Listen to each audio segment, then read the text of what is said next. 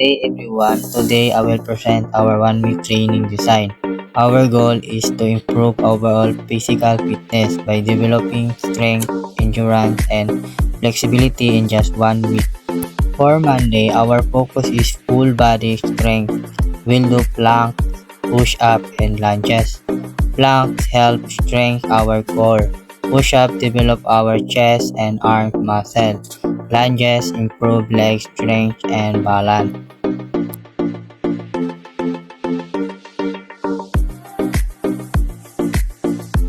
On Tuesday, focus on cardio endurance. We'll perform squat jump. So this exercise improve our stamina, increase heart rate, and help our body use oxygen more efficiently.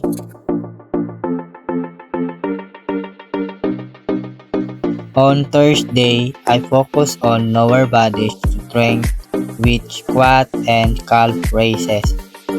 This exercise strengthens our thighs, calf, and glutes, improving posture and movement control.